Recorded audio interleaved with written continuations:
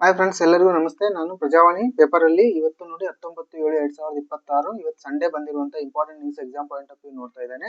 ಇವತ್ತು exam point of view 2-3 ಬಂದಿದೆ. Science and tech ಬಂದಿದೆ ಮತ್ತು ಭೂಗೋಳಶಾಸ್ತ್ರ ಮತ್ತು ಕರ್ನಾಟಕಕ್ಕೆ ಸಂಬಂಧಿಸಿದ ಭೂಗೋಳಶಾಸ್ತ್ರ, ಒಂದು ಸಂವಿಧಾನದ ಇದೆ ಡೈರೆಕ್ಟ್ಲಿ ಇವತ್ತು ಪೇಪರ್ ಅಲ್ಲಿ ಮೆನ್ಷನ್ ಆಗಿದೆ. ಆಮೇಲೆ ಇಂಡಿಯನ್ ಜಿಯೋಗ್ರಫಿ ರಿಲೇಟೆಡ್ ಇದೆ ಮತ್ತು international current affairs related 2-3 point ಇರೋದು ಇವತ್ತಿನ ಜಿಕೆ ಪಾಯಿಂಟ್ ಪೇಪರ್ ಅಲ್ಲಿ ಬಂದಿರೋದನ್ನ ನಾನು ತಗೊಂಡಿದ್ದೇನೆ. ನೋಡಿ, ಇಲ್ಲೊಂದು ನ್ಯೂಸ್ ಬಂದಿತ್ತು ಇವತ್ತಿನ ಪೇಪರ್ ಫ್ರಂಟ್ ಪೇಜ್ ಅಲ್ಲಿ ಬಂದಿತ್ತು. ಆರ್ಟಿಕಲ್ 370 ಅತ್ಯುತ್ತಮ ಚಿತ್ರ ಅಂತ ಬಂದಿತ್ತು.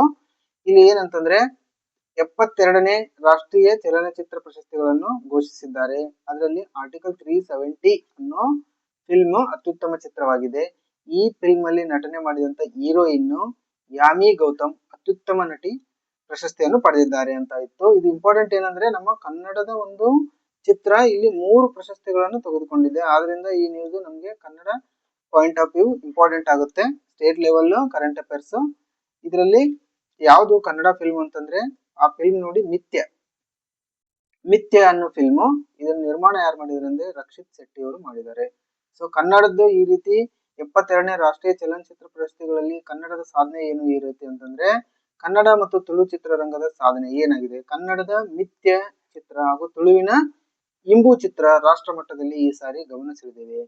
ಆಮೇಲೆ ಅತ್ಯುತ್ತಮ ಕನ್ನಡ ಚಿತ್ರ ಅಂತ ಮಿಥ್ಯ ಚಿತ್ರ. ಆಮೇಲೆ ಪೋಷಕ ಪಾತ್ರದ ಅತ್ಯುತ್ತಮ ನಟಿ ಕನ್ನಡದವರು ರೂಪಶ್ರೀ ವರ್ಕಾಡಿ ಮಿಥ್ಯ ಚಿತ್ರಕ್ಕಾಗಿ. ನೆಕ್ಸ್ಟ್ ಅತ್ಯುತ್ತಮ ಬಾಲ ಕಲಾವಿದ ಅತೀಶ್ ಎಸ್ ಶೆಟ್ಟಿ, ಇದು ಕೂಡ ಮಿಥ್ಯ ಚಿತ್ರ. ಆಮೇಲೆ ಒಂದು ಇಂಪಾರ್ಟೆಂಟ್ ಬುಕ್ ಪ್ರಶಸ್ತಿ ಪಡ್ಕೊಂಡಿದೆ ಇದರಲ್ಲಿ. ಅದು ಬುಕ್ಕಿನ ಲೇಖಕರು ಯಾರಂತಂದ್ರೆ ಕೆಂಚನೂರು ಪ್ರದೀಪ್ ಕುಮಾರ್ ಶೆಟ್ಟಿ. ಆ ಬುಕ್ ಹೀಗಿದೆ ನೋಡಿ: ನಾನಿರುವುದೇ ನಿಮಗಾಗಿ, ನಾಡಿರುವುದೇ ನನಗಾಗಿ, ಕನ್ನಡ ಸಿನಿಮಾದ ತತ್ವ ಮತ್ತು ರಾಜಕೀಯ ಅಂತ ಇದೆ ನೋಡಿ. ನಾನಿರುವುದೇ ನಿಮಗಾಗಿ, ನಾಡಿರುವುದೇ ನನಗಾಗಿ, ಕನ್ನಡ ಸಿನಿಮಾದ ತತ್ವ ಮತ್ತು ರಾಜಕೀಯ. ಈ ಬುಕ್ಕಿನ ಲೇಖಕರು ಕೆಂಚನೂರು ಪ್ರದೀಪ್ ಕುಮಾರ್ ಶೆಟ್ಟಿ, ಅಷ್ಟು ನೆನಪಿರ್ಲಿ. ಇನ್ನು ಅತ್ಯುತ್ತಮ ತುಳು ಚಿತ್ರ ಯಾವ್ದು ಅಂತಂದ್ರೆ ಇಂಬು ಅಂತ ಚಿತ್ರ. ಇದರ ನಿರ್ದೇಶನ ಶಿವದಜ್ ಶೆಟ್ಟಿ. ಈ ರೀತಿ ನಮ್ಗೆ ಕನ್ನಡದ ಇರೋದ್ರಿಂದ ಕನ್ನಡದಷ್ಟೇ ಹಾಕೊಂಡಿದ್ದೀನಿ ನಾನು. ಇದನ್ ಬಿಟ್ಟು ತುಂಬಾ ಇನ್ನೂ ಇದರಲ್ಲಿ ಪ್ರಶಸ್ತಿಗಳು ಕೊಡ್ತಾರೆ. ಯಾವ್ದು ಕೊಡ್ತಾರೆ? ಪ್ರಾದೇಶಿಕ ಭಾಷೆಗಳು ಅಂತೇಳಿ ತೆಲುಗು, ತಮಿಳು, ತುಳು ಎಲ್ಲದಕ್ಕೂ ಮಲಯಾಳಂ ಎಲ್ಲದಕ್ಕೂ ಬೆಸ್ಟ್ ಪಿಕ್ಚರ್ ಅಂತ ಕೊಡ್ತಾ ಹೋಗ್ತಾರೆ. ಆಮೇಲೆ ಸ್ಕ್ರೀನ್ ಪ್ಲೇ ಅವಾರ್ಡ್ ಕೊಡ್ತಾರೆ, ಕೊರಿಯೋಗ್ರಫಿ ಅವಾರ್ಡ್ ಕೊಡ್ತಾರೆ, ಬೆಸ್ಟ್ ಎಡಿಟಿಂಗ್ ಅಂತ ಹೇಳಿ ಅವಾರ್ಡ್ ಕೊಡ್ತಾರೆ. ಬಟ್ ನಮ್ ಕನ್ನಡದಲ್ಲಿ ಬಂದಿರೋದು ನಾನು ಇಂಪಾರ್ಟೆನ್ಸ್ ಹಾಕೊಂಡಿದ್ದೇನೆ. ಹಾಗಾಗಿ ನಾನು ನೆಕ್ಸ್ಟ್ ನ್ಯೂಸ್ಗೆ ಹೋಗ್ತೇನೆ. ಇಲ್ಲಿ ನೋಡಿ, ಸೈನ್ಸ್ ಅಂಡ್ ಟೆಕ್ ರಿಲೇಟೆಡ್ ಒಂದು ನೆಕ್ಸ್ಟ್ ನ್ಯೂಸ್ ಬಂದಿತ್ತು. ಈ ರೀತಿ ಇತ್ತು ನೆಕ್ಸ್ಟ್ ನ್ಯೂಸ್: ದೇಶದ ಮೊದಲ ಖಾಸಗಿ ರಾಕೆಟ್ ವಿಕ್ರಮ್-1. ನೋಡ್ರಿ, ಇದು ಖಾಸಗಿ ರಾಕೆಟ್ ಅಂದ್ರೆ ನಮ್ ವರ್ಲ್ಡ್ ಅಲ್ಲಿ 195 ಕಂಟ್ರೀಸ್ ಇದಾವೆ. ಅಷ್ಟು ಕಂಟ್ರೀಸ್ ಅಲ್ಲಿ ಒಂದು 3 ಕಂಟ್ರೀಸ್ ಮಾತ್ರ, 3 ದೇಶಗಳು ಮಾತ್ರ ಈ ರೀತಿ ಈ ಖಾಸಗಿ ರಾಕೆಟ್ ಅನ್ನು ರೆಡಿ ಮಾಡಿದ್ದಾವೆ. ಅಂತ 3 ಕಂಟ್ರಿಗೆ ನಮ್ ಇಂಡಿಯಾ ಒಂದು ಸೇರಿದೆ. ಮೊದಲು 2 ಇತ್ತು, ನಮ್ಮ ಇಂಡಿಯಾ ಒಂದು ಸೇರಿ ಟೋಟಲ್ 3 ಕಂಟ್ರೀಸ್ ಮಾತ್ರ ಈ ರೀತಿ ಒಂದು ಖಾಸಗಿ ರಾಕೆಟ್ ಅನ್ನು ಉಡಾವಣೆ ಮಾಡಿದ್ದು. ಇದು ನಮ್ಮ ಇಂಡಿಯಾದ ಗ್ರೇಟೇ ಅಂತ ಹೇಳ್ಬೋದು.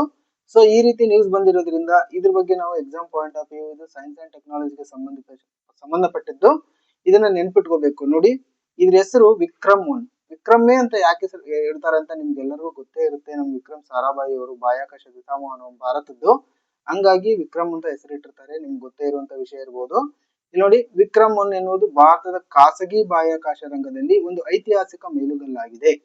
ಈ ರಾಕೆಟ್ಗೆ ಸಂಬಂಧಪಟ್ಟಂತ ಪ್ರಮುಖ ಅಂಶಗಳು ನಾವು ಎಕ್ಸಾಮ್ ಪಾಯಿಂಟ್ ಆಫ್ ವ್ಯೂ ಏನ್ ನೆನ್ಪಿಟ್ಕೋಬೇಕು ಅಂತಂದ್ರೆ, ಇದು ಅತ್ಯಂತ ಮೊದಲ ಸಂಪೂರ್ಣ ಖಾಸಗಿಯಾಗಿ ಅಭಿವೃದ್ಧಿಪಡಿಸಲಾದ ಆರ್ಬಿಟ್ ಲಾಂಚ್ ವೆಹಿಕಲ್. ಅಂದ್ರೆ ಸಂಪೂರ್ಣ ಖಾಸಗಿಯವರೇ ಅಭಿವೃದ್ಧಿಪಡಿಸಿರುವಂತ ಆರ್ಬಿಟ್ ಲಾಂಚ್ ವೆಹಿಕಲ್. ಅಂದ್ರೆ ಇದು ಉಪಗ್ರಹಗಳನ್ನು ಭೂಮಿಯ ಕಕ್ಷೆಗೆ ಯಶಸ್ವಿಯಾಗಿ ತಲುಪಿಸುವ ಸಾಮರ್ಥ್ಯ ಹೊಂದಿರುವ ಮೊದಲ ಖಾಸಗಿ ರಾಕೆಟ್ ಆಗಿದೆ. ಇದು 1ನೇ ಪಾಯಿಂಟ್. ಇನ್ನು ಉಡಾವಣೆ ಯಾವಾಗ ಮಾಡಿದ್ದಾರೆ ಅಂತಂದ್ರೆ ಜುಲೈ 18, 2026 ನಿನ್ನೆ. ಇದು ಯಾವ ಒಂದು ಮಿಷನ್ ಅಡಿಯಲ್ಲಿ ಅಂದ್ರೆ ಮಿಷನ್ ಆಗಮನ್. ನೋಡಿ, ಮಿಷನ್ ಆಗಮನ್ ಎಂದು ಇದಕ್ಕೆ ಹೆಸರಿಡಲಾಗಿತ್ತು. ಎಲ್ಲಿಂದ ಉಡಾವಣೆ ಮಾಡಿದರೆ ಆಲ್ಮೋಸ್ಟ್ ಎಲ್ಲ ಗೊತ್ತೇ ಇರುತ್ತೆ. ಶ್ರೀಹರಿಕೋಟಾದಲ್ಲಿರುವ ಸತೀಶ್ ಧವನ್ ಬಾಹ್ಯಾಕಾಶ ಕೇಂದ್ರದಿಂದ ಯಶಸ್ವಿಯಾಗಿ ಉಡಾವಣೆ ಮಾಡುತ್ತೆ. ಇದು 2 ಪಾಯಿಂಟ್ ನೆನ್ಪಿಟ್ಕೊಳ್ಳಿ. ನೆಕ್ಸ್ಟ್ 3ನೇ ಪಾಯಿಂಟ್ ಏನಂತಂದ್ರೆ, ಇದು ಖಾಸಗಿ ಅಂತ ಹೇಳ್ತಾ ಇದ್ವಿ, ಇದನ್ನ ಅಭಿವೃದ್ಧಿ ಪಡಿಸಿದವರು ಯಾರು? ಅವರು ಖಾಸಗಿಯವರು ಸಂಸ್ಥೆ ಅಂತಂದ್ರೆ ನೋಡಿ, ಸ್ಕೈರೂಟ್ ಏರೋಸ್ಪೇಸ್ ಅಂತ. ಇದು ಹೈದರಾಬಾದ್ ಮೂಲದ್ದು ಸ್ಕೈರೂಟ್ ಏರೋಸ್ಪೇಸ್, ನೆನಪಿರ್ಲಿ. ಇದ್ರ ಸಿಇಒ ಯಾರಂತಿದ್ದಾರೆ ಅಂದ್ರೆ ಪವನ್ ಅಂತ ಇದ್ದಾರೆ. ಪವನ್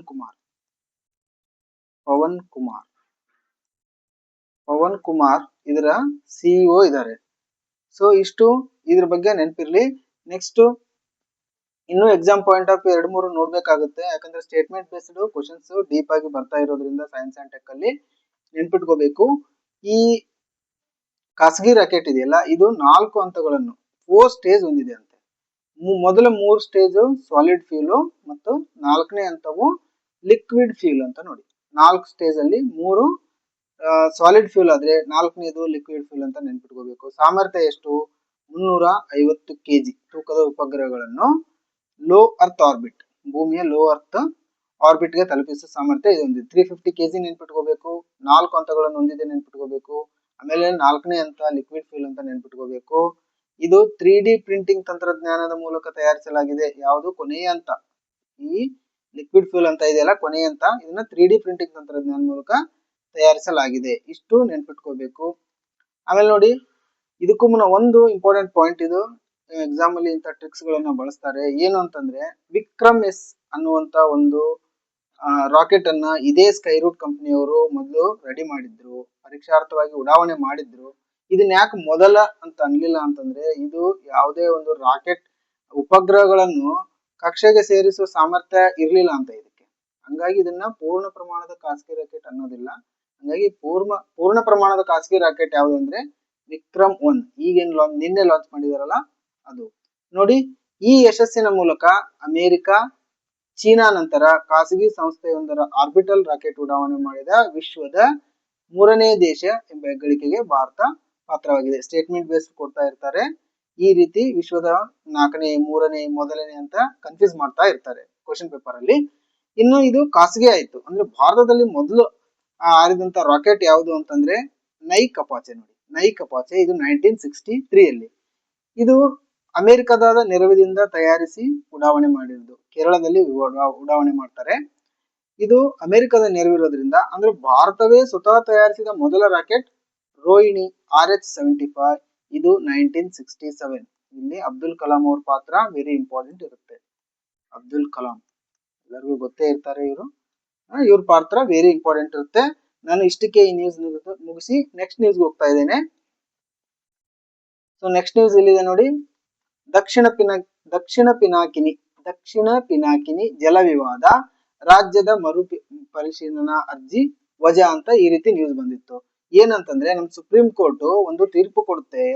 2026 ಇದೇ ಫೆಬ್ರವರಿಯಲ್ಲಿ ಒಂದು ತೀರ್ಪು ಕೊಡುತ್ತೆ. ಈ ದಕ್ಷಿಣ ಪಿನಾಕಿನಿ ನದಿಯಲ್ಲ, ಇದು ಮತ್ತು ತಮಿಳುನಾಡು ಮತ್ತು ನಮ್ಮ ನಡುವೆ ಜಲ ವಿವಾದ ಆಗಿದೆ. ಈ ಜಲ ವಿವಾದ ಇತ್ಯರ್ಥಕ್ಕೆ ಒಂದು ನ್ಯಾಯಮಂಡಳಿ ರಚಿಸಬೇಕು ಅಂತ ನಮ್ ಸುಪ್ರೀಂ ಕೋರ್ಟ್ ಒಂದು ಆದೇಶ ಕೊಡುತ್ತೆ. ಆ ಆದೇಶದ ವಿರುದ್ಧವಾಗಿ ನಮ್ಮ ಕರ್ನಾಟಕ ಸರ್ಕಾರ ಒಂದು ಅರ್ಜಿ ಸಲ್ಲಿಸುತ್ತೆ ಸುಪ್ರೀಂ ಕೋರ್ಟ್ ಅಲ್ಲಿ. ನೀವು ಈ ರೀತಿ ಕೊಟ್ಟಂತ ಆದೇಶವನ್ನು ಮರು ಪರಿಶೀಲನೆ ಮಾಡಿ ಅಂತ ನಮ್ಮ ಕರ್ನಾಟಕ ಸರ್ಕಾರ ಅರ್ಜಿ ಕೊಟ್ಟುತ್ತೆ. ಆ ಅರ್ಜಿಯನ್ನು ನಮ್ಮ ಸುಪ್ರೀಂ ಕೋರ್ಟ್ ವಜಾ ಮಾಡಿದೆ. This is the news. But ನಮ್ಗೆ ಇದು ಎಕ್ಸಾಮ್ ಪಾಯಿಂಟ್ ಆಫ್ ವ್ಯೂ ನಾವು ಓದುವಾಗ ನೆನ್ಪಿಟ್ಕೋಬೇಕು. ಇಲ್ಲೊಂದು ಇಂಪಾರ್ಟೆಂಟ್ ಬಂದಿದೆ ನೋಡಿ, ಜಲ ವಿವಾದ ಕಾಯ್ದೆ 1956. ಅಂತಾರಾಜ್ಯ ಜಲ ವಿವಾದ ಕಾಯ್ದೆ ಯಾವಾಗ ಬಂತು? 1956. ಸೊ ಈ ದಕ್ಷಿಣ ಪಿನಾಕಿನಿ ನದಿ ಇವತ್ತು ನ್ಯೂಸ್ ಅಲ್ಲಿ ಬಂದಿರೋದ್ರಿಂದ, ಸೊ ದಿಸ್ ಇಸ್ ದ, ನಮ್ಗೆ ಸಿಲೆಬಸ್ ಇಲ್ಲಿ ಯಾವ ರೀತಿ ಮೆನ್ಷನ್ ಮಾಡಿರ್ತಾರೆ ಅಂತಂದ್ರೆ, ಭಾರತದ ಭೂಗೋಳಶಾಸ್ತ್ರ ಕರ್ನಾಟಕಕ್ಕೆ ಸಂಬಂಧಿಸಿದಂತೆ ಅಂತ ಮೆನ್ಷನ್ ಮಾಡಿರ್ತಾರೆ. ಸೊ ಇದು ಅದೇ ರೀತಿಯಂತ ಒಂದು ನ್ಯೂಸ್ ಆಗುತ್ತೆ. ಇಲ್ಲಿ ದಕ್ಷಿಣ ಪಿನಾಕಿನಿ ನದಿ ನೀರು ಹಂಚಿಕೆ ವಿವಾದ ಇತ್ಯರ್ಥಕ್ಕೆ ನ್ಯಾಯಮಂಡಳಿ ರಚಿಸುವಂತೆ ಕೇಂದ್ರ ಸರ್ಕಾರಕ್ಕೆ ನಿರ್ದೇಶನ ನೀಡಿದ್ದ ತೀರ್ಪಿನ ಮರುಪರಿಶೀಲನೆ ಕೋರಿ ಕರ್ನಾಟಕ ಸರ್ಕಾರ ಸಲ್ಲಿಸಿದ ಅರ್ಜಿಯನ್ನು ಸುಪ್ರೀಂ ಕೋರ್ಟ್ ವಜಾಗೊಳಿಸಿದೆ. This is the news. So ನಾವು ಪಿನಾಕಿನಿ ನದಿಯನ್ನ ಬಗ್ಗೆ ನೋಡ್ಲೇಬೇಕಾಗುತ್ತೆ. ಇವತ್ತು ಬಂದಿರೋದು ನೋಡಿ, ಇದು ಎಲ್ಲಿ ಉಗಮ ಆಗುತ್ತೆ ಅಂತಂದ್ರೆ ಚಿಕ್ಕಬಳ್ಳಾಪುರ ಜಿಲ್ಲೆಯ ನಂದಿ ಬೆಟ್ಟದ ಚೆನ್ನಕೇಶವ ಬೆಟ್ಟದಲ್ಲಿ ಇದು ಉಗಮ ಆಗುತ್ತೆ. ಇದಕ್ಕೆ ಇನ್ನೊಂದು ಹೆಸರು ಏನಿದೆ, ಪೆನ್ನಾರ್ ನದಿ ಅಂತ ಕರೀತಾರೆ. ಇದಕ್ಕೆ ಪಿನಾಕಿನಿ ಅಂತ ಏಕೆ ಹೆಸರು ಬಂದಿದೆ ಅಂತಂದ್ರೆ, ಇದು ಶಿವನ ಧನಸ್ಸಿನ ಪಿನಾಕ ಆಕಾರವನ್ನು ಹೋಲುವುದರಿಂದ ಇದಕ್ಕೆ ಪಿನಾಕಿನಿ ಅಂತ ಹೆಸರು ಬಂದಿದೆ. ಇದು ಹರಿತಾ 2 ಕವಲಾಗಿ ಹೊಡೆಯುತ್ತಂತೆ. ಉತ್ತರಕ್ಕೆ ಹರಿಯುವ ನದಿಯನ್ನು ಉತ್ತರ ಪಿನಾಕಿನಿ ಅಂತ, ದಕ್ಷಿಣಕ್ಕೆ ಹರಿಯುವ ನದಿಯನ್ನು ದಕ್ಷಿಣ ಪಿನಾಕಿನಿ ಅಂತ ಕರೀತಾರೆ. ಪೆನ್ನಾರ್ ಅಂತ ನೋಡಿ. ನೆಕ್ಸ್ಟ್, ಇದು ಯಾವ ರಾಜ್ಯಗಳ ನಡುವೆ ಹರಿಯುತ್ತೆ ಅಂತಂದ್ರೆ, ಕರ್ನಾಟಕದಲ್ಲಿ ಸ್ಟಾರ್ಟ್ ಆಗಿ ಆಂಧ್ರ ಪ್ರದೇಶ ಮತ್ತು ತಮಿಳುನಾಡಿಗೆ ಮುಖಾಂತರ ಲಾಸ್ಟ್ ಬಂಗಾಳ ಕೊಲ್ಲಿಯಲ್ಲಿ ಹೋಗಿ ಇದು ಸೇರುತ್ತೆ. ಇದು ಒಟ್ಟು ಎಷ್ಟು ಕಿಲೋಮೀಟರ್ ಉದ್ದ ಹರಿಯುತ್ತೆ ಅಂದ್ರೆ 597 ಕಿಲೋಮೀಟರ್. ಇದ್ರ ಪ್ರಮುಖ ಉಪನದಿಗಳು ಒಂದ್ 2-3 ನೆನ್ಪಿಟ್ಕೋಬೇಕು. ಸೊ ಉಪನದಿಗಳು ಈ ರೀತಿ ಇದೆ ನೋಡಿ. ಜಯಮಂಗಲ ಇದ್ರ ಉಪನದಿ, ಚಿತ್ರಾವತಿ, ಪಾಪಾಗ್ನಿ, ಕುಂದೇರು, ಸಗಿಲೇರು, ಚಯ್ಯರು. ನೋಡಿ, ಕುಂದೇರು, ಸಗಿಲೇರು, ಚಯ್ಯರು ಇವೆಲ್ಲ ಕೂಡ ನಮ್ಮ ದಕ್ಷಿಣ ಪಿನಾಕಿನಿ ನದಿಯ ಉಪನದಿಗಳು. ಈ ನದಿದು ಒಂದು ವೆರಿ ಇಂಪಾರ್ಟೆಂಟ್ ವಿಶೇಷತೆ ಇದೆ ನೋಡಿ. ಇಲ್ಲೊಂದು ಗ್ರ್ಯಾಂಡ್ ಕೆನಾನ್, ಮಹಾಕಣಿವೆ, ಇದು ಮಹಾಕಣಿವೆ, ಗ್ರೇಟ್ ಗ್ರ್ಯಾಂಡ್ ಕೆನಾನ್, ಭಾರತದ ಗ್ರ್ಯಾಂಡ್ ಕೆನಾನ್. ಇದು ಇದೇ ನದಿಯಿಂದ ಆದಂತ ಗ್ರ್ಯಾಂಡ್ ಕೆನಾನ್. ಇದು ಆಂಧ್ರ ಪ್ರದೇಶದ ಕಡಪಾ ಜಿಲ್ಲೆಯಲ್ಲಿದೆ. ಈ ನದಿ ನಿರ್ಮಿಸಿರುವ ಗಂಡಿಕೋಟೆ ಕಣಿವೆ, ಗಂದಿಕೋಟೆ ಜಾರ್ಜ್, ಭಾರತದ ಗ್ರ್ಯಾಂಡ್ ಕೆನಾನ್ ಎಂದು ಕರೆಯಲಾಗುತ್ತದೆ. ಇಲ್ಲಿದೆ ನೋಡಿ, ಇದೇ ಗ್ರ್ಯಾಂಡ್ ಕೆನಾನ್. ಇದು ಈ ನದಿಯೇ ನಿರ್ಮಿಸಿರೋದ್ರಿಂದ ಇದು ಒಂದು ಇಂಪಾರ್ಟೆಂಟ್ ಫ್ಯಾಕ್ಟ್ ಆಗುತ್ತೆ. ಇನ್ನು ವರ್ಲ್ಡ್ ಅಲ್ಲಿ ಯಾವ್ದಿದೆ canyon in world, great canyon in world, ಇದು ಭಾರತದಾದ್ರೆ ವರ್ಲ್ಡ್ ಅಲ್ಲಿ ಆರಿಜೋನಾ ಅಂತ ಬರುತ್ತೆ. ಆರಿಜೋನಾ USA, ಆರಿಜೋನಾ USA ದಲ್ಲಿ ಇದನ್ನ ವರ್ಲ್ಡ್ ಗ್ರೇಟ್ ಕ್ಯಾನನ್ ಅಂತ ಕರೀತಾರೆ. ಇದಕ್ಕೆ ಯಾವ ನದಿ ರೀಸನ್ ಅಂತಂದ್ರೆ ಕೊಲರಾಡೋ ನದಿ, ಕೊಲರಾಡೋ ಅಂತ ನದಿ ಬರುತ್ತೆ. ಈ ನದಿಯಿಂದ ನಿರ್ಮಾಣವಾದಂತ ಅರಿಜೋನಾದಲ್ಲಿರುವಂತಹ ಒಂದು ಗ್ರ್ಯಾಂಡ್ ಕ್ಯಾನನ್ ಅನ್ನ ವರ್ಲ್ಡ್ ಗ್ರ್ಯಾಂಡ್ ಕ್ಯಾನನ್ ಅಂತ ಕರೀತಾರೆ. ಮತ್ತು ಭಾರತದ ಗ್ರ್ಯಾಂಡ್ ಕ್ಯಾನನ್ ಗೆ ನಿರ್ಮಾಣವಾದಂತಹ ಯಾವ ನದಿ ಕಾರಣ ಆತಂತೆ, ಈ ದಕ್ಷಿಣ ಪೆನಾಕಿನ ನದಿ ಕಾರಣ ಆಗುತ್ತೆ. ಸೊ ಇಷ್ಟು ನೆನಪಿರ್ಲಿ. ಈ ಕೊಲರಾಡೋ ನದಿ ಬಗ್ಗೆ ಏನಾದ್ರು ಇಂಪಾರ್ಟೆನ್ಸ್ ನಿಮ್ಗೆ ಗೊತ್ತಿದ್ರೆ ಕಮೆಂಟ್ ಅಲ್ಲಿ ಹಾಕಿ. ನೋಡಿ, ಇವತ್ತಿನ ನ್ಯೂಸ್ ಅಲ್ಲಿ, ಈ ಬಂದಿರೋ ನ್ಯೂಸ್ ಅಲ್ಲಿ ಒಂದು ಈ ರೀತಿ ಮೆನ್ಷನ್ ಆಗಿತ್ತು, ನಮ್ಮ ಭಾರತ ಸಂವಿಧಾನದ ವಿಧಿ ಮೆನ್ಷನ್ ಆಗಿತ್ತು. ಇಲ್ಲಿದೆ ನೋಡಿ, ಕರ್ನಾಟಕವು ತನ್ನ ಪ್ರಾದೇಶಿಕ ವ್ಯಾಪ್ತಿಯಲ್ಲಿ ನಿರ್ಮಿಸಿರುವ ನೀರಾವರಿ ಸಂರಚನೆಗಳ ವಿರುದ್ಧ ಸಂವಿಧಾನದ 131ನೇ ವಿಧಿ ಅಡಿಯಲ್ಲಿ ತಮಿಳುನಾಡು ಸರ್ಕಾರವು ಅರ್ಜಿ ಸಲ್ಲಿಸಿತ್ತು.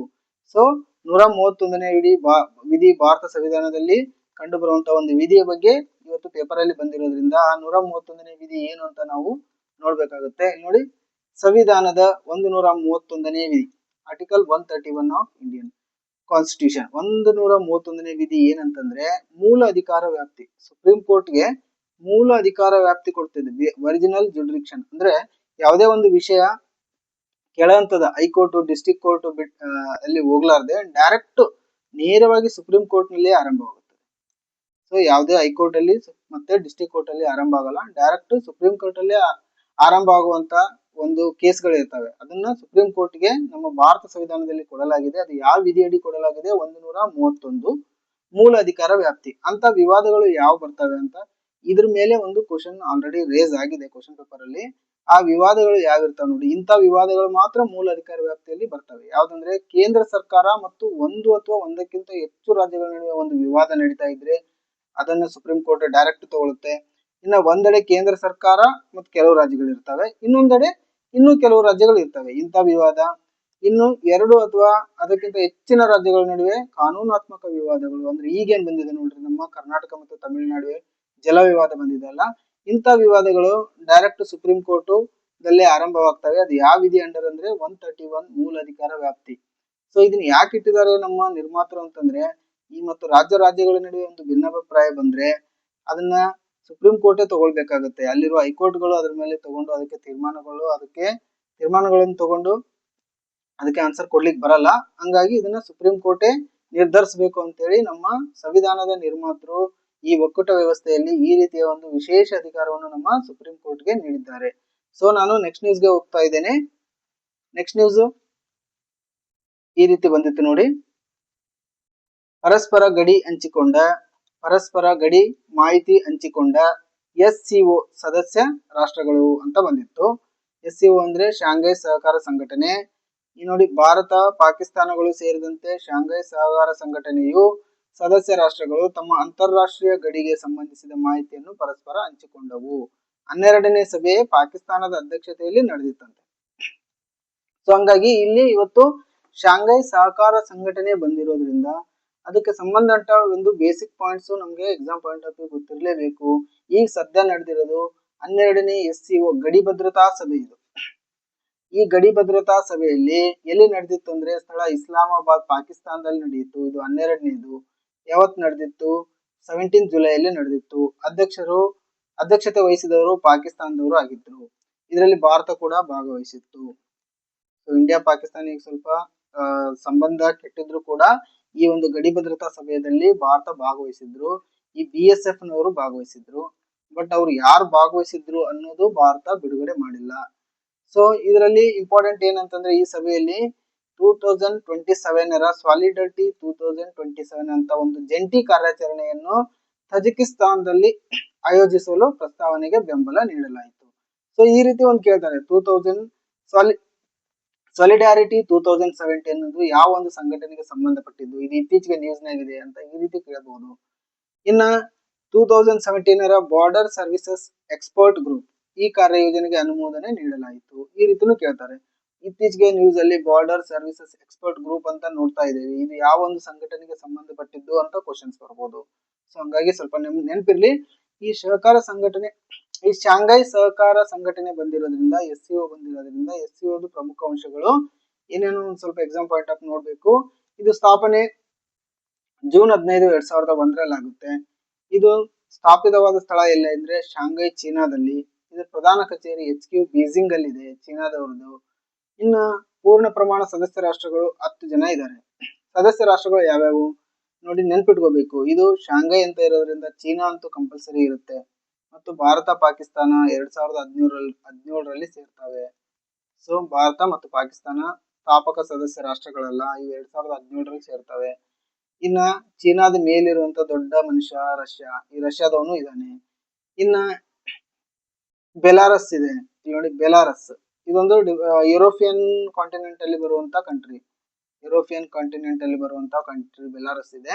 ಇನ್ನು ಅದನ್ನ ಬಿಟ್ರೆ ಇವೆಲ್ಲ ನೋಡಿ ಕಜಕ್, ಕಿರಿಗ್, ತಜಕ್, ಉಜಕ್ ಅಂತ ಈ ರೀತಿ ಕಂಟ್ರೀಸ್ ಬರ್ತವೆ. ಹಿಂಗಾಗಿ ನೆನ್ಪಿಟ್ಕೋಬೇಕು, Kazakh, Kyrgyz, Tajik, Uzbek. Next Iran. So Bharat, Pakistan, China, Russia, Kazakhstan, Kyrgyzstan, Tajikistan, Uzbekistan, Iran ಮತ್ತು ಬೆಲಾರಸ್.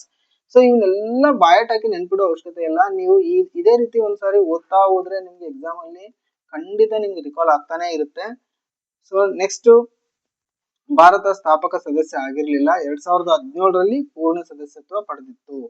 ಇನ್ನ ಇಲ್ಲೊಂದಿದೆ ನೋಡಿ, RATS, regional anti terrorism structure. ಇದು SCO, ನಮ್ಮ SCOದ ಉಗ್ರವಾದ ವಿರೋಧಿ ಶಾಶ್ವತ ಅಂಗ. ಇದರ ಪ್ರಧಾನ ಕಚೇರಿ ತಾಷ್ಕೆಂಟ್, ಉಜ್ಬೇಕಿಸ್ತಾನ್. ನೋಡಿ ಅದರದ್ದು SCOದು ಪ್ರಧಾನ ಕಚೇರಿ ಚೀನಾದಲ್ಲೇ ಇದ್ರೆ, ಇದು RATS ಮತ್ತು ರೀಜನಲ್ ಆಂಟಿ ಟೆರರಿಸಂ ಸ್ಟ್ರಕ್ಚರ್, ಇದು SCOದೇ ಒಂದು ಅಂಗ. ಇದರದ್ದು HQ ಎಲ್ಲಿದೆ ಅಂತಂದ್ರೆ ತಾಷ್ಕೆಂಟ್, ಉಜ್ಬೇಕಿಸ್ತಾನದಲ್ಲಿದೆ. ಇದು ಈ ರೀತಿನೂ ಕೇಳ್ತಾರೆ ನೋಡಿ, ರೀಜನಲ್ ಆಂಟಿ ಟೆರರಿಸಂ ಸ್ಟ್ರಕ್ಚರ್ ಅನ್ನು ನಾವು ಇತ್ತೀಚೆಗೆ ನ್ಯೂಸ್ ನಲ್ಲಿ ನೋಡ್ತಾ ಇದ್ದೇವೆ, ಇದು ಯಾವ ಒಂದು ಸಂಘಟನೆಗೆ ಸಂಬಂಧಪಟ್ಟಿದ್ದು ಅಂತ ಈ ರೀತಿ ಎಕ್ಸಾಮ್ ಪೇಪರ್ ಅಲ್ಲಿ ಕೇಳ್ತಾನೆ ಇರ್ತಾರೆ. ಸೊ ನಮ್ಗೆ exam point of view SCO ಸ್ಥಾಪನೆ 2001, ಪ್ರಧಾನ ಕಚೇರಿ ಬೀಜಿಂಗ್ ಚೀನಾ, ಮತ್ತು ಭಾರತ 2017ರಲ್ಲಿ ಇದರಲ್ಲಿ ಸೇರಿದೆ. ನೆಕ್ಸ್ಟ್ RATS ನ ಪ್ರಧಾನ ಕಚೇರಿ ತಾಷ್ಕೆಂಟ್, ಉಜ್ಬೇಕಿಸ್ತಾನದಲ್ಲಿದೆ. ಪ್ರಸ್ತುತ ಸದಸ್ಯರು ಎಷ್ಟು ಇದ್ದಾರೆ SCO ಅಂದ್ರೆ 10 ಜನ ಇದ್ದಾರೆ. ಸೊ ಈ ರೀತಿ ಒಂದು ನೆನ್ಪಿಟ್ಕೋಬೇಕು.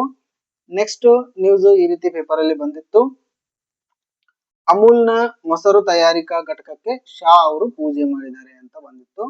ಇದರಲ್ಲಿ ಒಂದು ಇಂಪಾರ್ಟೆಂಟ್ ಏನಂತಂದ್ರೆ ಮೊಸರು ತಯಾರಿಕೆಯಲ್ಲಿ ವಿಶ್ವದ ಅತಿ ದೊಡ್ಡ ಘಟಕ ಅಂತ, ಮೊಸರು ತಯಾರಿಕೆಯಲ್ಲಿ ವಿಶ್ವದ್ದೇ ಅತಿ ದೊಡ್ಡ ಘಟಕ ಅಂತ ಇದ್ದಿದ್ದಕ್ಕೆ ನಾನು ಇದನ್ನ ಹಾಕೊಂಡಿದ್ದೇನೆ. ಇದು ಎಲ್ಲಿ ಅಂತಂದ್ರೆ ಕೋಲ್ಕತ್ತಾದಲ್ಲಿ, ಇಷ್ಟೇ ನೆನಪಿರ್ಲಿ.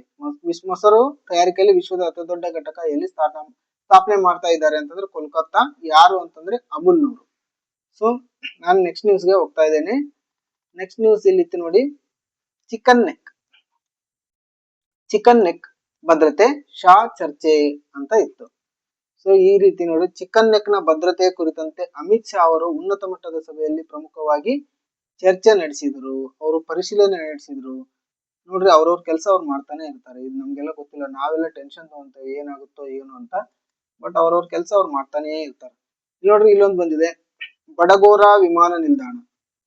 ಬಡಗೋರಾ ವಿಮಾನ ನಿಲ್ದಾಣ ಇದು ಡಾರ್ಜಿಲಿಂಗ್ ನಲ್ಲಿದೆ, ಬಡಗೋರಾ ವಿಮಾನ ನಿಲ್ದಾಣ. ಜಸ್ಟ್ ಹಂಗೆ ಪೇಪರ್ ಓದುವಾಗ ಇಂಥಲ್ಲೆಲ್ಲ ಓದ್ಲೇಬೇಕು. ನೆಕ್ಸ್ಟ್, ಅಮಿತ್ ಶಾ ಅವರು BSF ನ 18ನೇ ಬಟಾಲಿಯನ್ ಹೊರಟಾಣೆಗೆ ಭೇಟಿ ನೀಡಿದ್ರು. ಭಾರತ ಬಾಂಗ್ಲಾದೇಶ್ ಗಡಿ ಭದ್ರತಾ ಪರಿಸ್ಥಿತಿಯನ್ನು ಪರಿಶೀಲಿಸಿ. ನೋಡ್ರಿ, ಅವ್ರ ಡ್ಯೂಟಿ ಅವ್ರು ಮಾಡಿದ್ದಾರೆ. ಆಮೇಲೆ ಇದು ಚಿಕನ್ ನೆಕ್ ಇವತ್ತು ಪೇಪರ್ ಅಲ್ಲಿ ಬಂದಿರೋದ್ರಿಂದ ಇದ್ರ ಬಗ್ಗೆ ನಾವು ಎಕ್ಸಾಮ್ ಪಾಯಿಂಟ್ ಆಫ್ ವ್ಯೂ ನೋಡ್ಲೇಬೇಕು. ಇಲ್ಲಿ ನೋಡಿ, ಚಿಕನ್ ನೆಕ್ ಇದು ಎಲ್ಲಿದೆ ಅಂದ್ರೆ ಈ ರೀತಿ ಇದೆ ನೋಡಿ, ಈ ರೀತಿ ಇದೆ. ದಿಸ್ ಇಸ್ ಚಿಕನ್ ನೆಕ್, ಇಲ್ಲಿದೆ ನೋಡಿ, ಇದು ನಮ್ಮ West Bengal. So this is chicken neck. West Bengal ಇಲ್ಲಿಂದ ಸ್ಟಾರ್ಟ್ ಆಗಿ ಇದೆಲ್ಲ ವೆಸ್ಟ್ ಬೆಂಗಾಲೇ. So this is chicken neck. ಇದು ಸಿಕ್ಕಿಂ, ಈ ಕಡೆ ಭೂತಾನ್ ಇದೆ, ಈ ಕಡೆ ನೇಪಾಲ್ ಇದೆ, ಈ ಕಡೆ ಬಾಂಗ್ಲಾದೇಶ್ ಇದೆ, ಮತ್ತೆ ಈ ಕಡೆ ನಮ್ಮ 7 ಸಿಸ್ಟರ್ ಸ್ಟೇಟ್ಸ್ ಆದಂತ ಈಶಾನ್ಯ ರಾಜ್ಯಗಳಿದೆ. ಇವೆಲ್ಲಾ ರಾಜ್ಯಗಳಿಗೆ ಇದೇ ದಾರಿ ನೋಡಿ, ನಮ್ಮ ಮೇನ್ ಲ್ಯಾಂಡಿಗೆ, ಇಂಡಿಯಾಗೆ ಮೇನ್ ಲ್ಯಾಂಡಿಗೆ ಕೂಡ್ಲಿಕ್ಕೆ ಇದೇ ದಾರಿ. ಸೊ ಹಂಗಾಗಿ ಇದು ವೆರಿ ಇಂಪಾರ್ಟೆಂಟ್. ಹಂಗಾಗಿ ನಮ್ಮ ಅಮಿತ್ ಶಾ ಅವರು ಇಲ್ಲಿ ಹೋಗಿದ್ದಾರೆ ನೋಡಿ, ಅವ್ರ ಕೆಲಸ ಅವ್ರು ಮಾಡಿದ್ದಾರೆ. ಆಮೇಲೆ ಇದು ಇಂಪಾರ್ಟೆಂಟ್ ಇವತ್ತು ಬಂದಿರೋದ್ರಿಂದ ಇದ್ರ ಬಗ್ಗೆ ಸ್ವಲ್ಪ ಎಕ್ಸಾಮ್ ಪಾಯಿಂಟ್ ಆಫ್ ವ್ಯೂ ನೆನ್ಪಿಟ್ಕೊಳ್ಳೋಣ. ಇದು ಸ್ಥಳ ಎಲ್ಲಿ ಬರುತ್ತೆ ಅಂತಂದ್ರೆ ಪಶ್ಚಿಮ ಬಂಗಾಳದ ಸಿಲಿಗುರಿ ಪ್ರದೇಶ. ಈ ಚಿಕನ್ ನಕ್ಕಿಗೆ ಇನ್ನೊಂದು ಹೆಸರು ಏನಿದೆ ನೋಡಿ, ಸಿಲಿಗುರಿ ಕಾರಿಡಾರ್ ಅಂತ ಇದೆ. ಇದು ಉದ್ದ 60 ಕಿಲೋಮೀಟರ್ ಇದೆ, ಅಗಲ 22 ಕಿಲೋಮೀಟರ್ ಇದೆ. ನೆಕ್ಸ್ಟ್ ಅತ್ಯಂತ ಕಿರಿದಾದ ಭಾಗ 17 ಕಿಲೋಮೀಟರ್ ಇದೆ. ಇನ್ನ ಪಶ್ಚಿಮಕ್ಕೆ ಆಲ್ರೆಡಿ ನಾವು ನೋಡಿದ್ವಿ ನೇಪಾಳ ಇದೆ, ಮತ್ತು ಪೂರ್ವಕ್ಕೆ ಬಾಂಗ್ಲಾದೇಶ, ಉತ್ತರಕ್ಕೆ ಭೂತಾನ್ ಇದೆ. ಮಹತ್ವದ ಏನಂತಂದ್ರೆ ನಮ್ಮ ಈಶಾನ್ಯ ರಾಜ್ಯಗಳನ್ನು ಉಳಿದ ಭಾರತದೊಂದಿಗೆ ಸಂಪರ್ಕಿಸುವ ಏಕೈಕ ಭೂ ಕಾರಿಡಾರ್ ಇದಾಗಿದೆ. ನೋಡ್ರಿ, ಇಲ್ಲಿ ಹೋದಂತ ಅಮಿತ್ ಶಾ ಅವರು ಏನ್ ಪ್ರಮುಖ ನಿರ್ಧಾರಗಳನ್ನು ತಗೊಂಡಿದ್ದಾರೆ ಅಂದ್ರೆ 120 ಎಕರೆ 120 ಎಕರೆ ಭೂಮಿಯನ್ನು ಪಶ್ಚಿಮ ಬಂಗಾಳ ಸರ್ಕಾರವು BSF ಗೆ ಹಸ್ತಾಂತರಿಸಿದೆ. ಗಡಿ ಬೇಲಿ ಆಗ್ತಾರಂತೆ. ನೆಕ್ಸ್ಟ್ ಈ ಪ್ರದೇಶದ 7 ಪ್ರಮುಖ ರಾಷ್ಟ್ರೀಯ ಹೆದ್ದಾರಿಗಳ ನಿರ್ವಹಣೆಯನ್ನು ರಾಜ್ಯ ಸರ್ಕಾರವು ಕೇಂದ್ರ ಸರ್ಕಾರಕ್ಕೆ ಒಪ್ಪಿಸಿದೆ. 7 ಪ್ರಮುಖ ರಾಷ್ಟ್ರೀಯ ಹೆದ್ದಾರಿಗಳು ಅಲ್ಲಿ ಹಾದು ಹೋಗೋದ್ರಿಂದ ಅದರ ನಿರ್ವಹಣೆಯನ್ನು ವೆಸ್ಟ್ ಬಂಗಾಲ್ ನಮ್ಮ ರಾಜ್ಯ ಸರ್ಕಾರವು ಕೇಂದ್ರ ಸರ್ಕಾರಕ್ಕೆ ಒಪ್ಪಿಸಿದೆ. ಸೊ ಆಮೇಲೆ ನಾನು ನೆಕ್ಸ್ಟ್ ನ್ಯೂಸ್ಗೆ ಹೋಗ್ತಾ ಇದ್ದೇನೆ. ನೆಕ್ಸ್ಟ್ ನ್ಯೂಸ್ ಈ ರೀತಿ ಇತ್ತು ನೋಡಿ, ಕಾಮನ್ವೆಲ್ತ್ ಕೂಟ ಧ್ವಜಧಾರಿಯಾಗಿ ಮೀರಾಬಾಯಿ ಚಾನು ಮತ್ತು ಲವ್ಲಿನಾ ಬೋರ್ಗೊಯನ್ ಅಂತಿತ್ತು. ಮೀರಾಬಾಯಿ ಚಾನು ಮತ್ತು ಬೋರ್ಗೊಯನ್. ಸೊ ಇದು ಎಲ್ಲಿ ನಡೆಯುತ್ತೆ ಕಾಮನ್ವೆಲ್ತ್ ಅಂತ ಇಲ್ಲಿತ್ತು ನೋಡಿ. ಕಾಮನ್ವೆಲ್ತ್ ಕೂಟ ಇದು ಗ್ಲಾಸ್ಗೋದಲ್ಲಿ ನಡೆಯುತ್ತೆ. ಗ್ಲಾಸ್ಗೋ ಎಲ್ಲಿ ಬರ್ತಂದ್ರೆ ಸ್ಕಾಟ್ಲ್ಯಾಂಡ್ ದೇಶದಲ್ಲಿ ಬರುವಂತ ಗ್ಲಾಸ್ಗೋ. ಈ ಗ್ಲಾಸ್ಗೋ ಸ್ಕಾಟ್ಲ್ಯಾಂಡ್ ರಾಜಧಾನಿ ಅಲ್ಲ, ರಾಜಧಾನಿ ಇಡೆನ್ಬರ್ಗ್ ಅಂತ ಬರುತ್ತೆ. ಇದು ಸ್ಕಾಟ್ಲ್ಯಾಂಡ್ ನ ರಾಜಧಾನಿ. ಆದ್ರೆ ನಡೀತಾ ಇರೋದು ಕಾಮನ್ವೆಲ್ತ್ ಗೇಮ್ಸ್ ಗ್ಲಾಸ್ಗೋದಲ್ಲಿ ನಡೆಯುತ್ತೆ. ಗ್ಲಾಸ್ಗೋ ಇರೋದು ಸ್ಕಾಟ್ಲ್ಯಾಂಡ್. ಇವತ್ತಿನ ನ್ಯೂಸ್ ಏನಂತಂದ್ರೆ ಮೀರಾಬಾಯಿ ಚಾನು ಮತ್ತು ಬೋರ್ಗೊಯನ್ ಧ್ವಜಧಾರಿಗಳಾಗಿ ನೇಮಕ ಆಗಿದ್ದಾರೆ ಅಂತ ಇದೆ. ಕಾಮನ್ವೆಲ್ತ್ ಬಗ್ಗೆ ಪೇಪರ್ ಅಲ್ಲಿ ಬಂದಾಗ ಇನ್ನೊಮ್ಮೆ ಅದರದ್ದು ನೀಟಾಗಿ ಎಕ್ಸ್ಪ್ಲೈನ್ ಮಾಡ್ತೇನೆ. ಸೊ ಇವತ್ತಿಗೆ ನಾನು ಕ್ಲಾಸ್ ಅನ್ನು ಮುಗಿಸ್ತಾ ಇದ್ದೇನೆ. ಎಲ್ಲರಿಗೂ ನಮಸ್ತೆ, ಬಾಯ್.